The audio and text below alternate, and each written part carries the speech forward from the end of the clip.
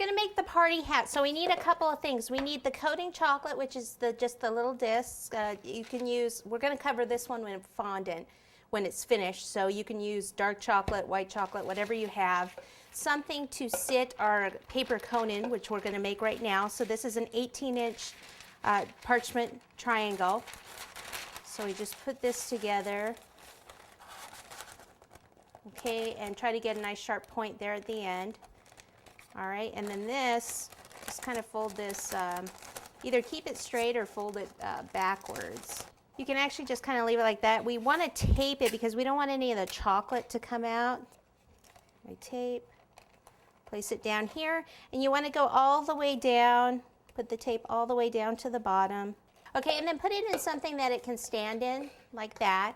And then we'll melt our chocolate. First, if I have a bowl like this, I'll start at 45 seconds on a medium temperature in the microwave, stir it, and then 15-second intervals. So as soon as this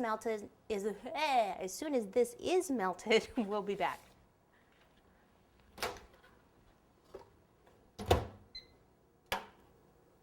Okay, so it's completely melted, as you can see.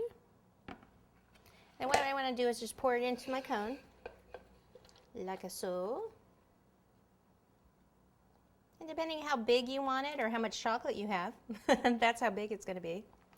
And then if you can kind of prop it up, and what I do is put it either in the refrigerator or the freezer. It might be too tall for your freezer. Just kind of prop it up as much as you can. You kind of have to hold it, put it in the freezer, and then kind of position it once it's in the freezer, because it's just going to move, on you from here to the freezer. But once you can do it a couple of different ways. I did this one yesterday and I wanted to leave, so I just left it in the refrigerator all night. So this is heavy and it's solid, okay? But if you don't want to use that much chocolate, you don't want it to be solid, what you do is you'll pop it in the freezer for a little while until you can feel that it's a shell all the way around, so that all the edges have cooled. And then what you can do is take it out of the freezer and then pour some of it back into the container, and then then put it back in the refrigerator to let freezer to let the rest of it set up.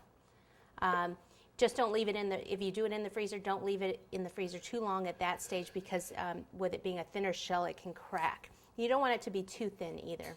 Okay, so this is the one that is solid. So I just need to make sure that when I put this on the cake, I really support it. But see, that's going to be my party hat there, like so. Okay? And that's just the 18-inch parchment. Okay? All right, so let's see if our cakes are ready to come out of the freezer. We'll be back.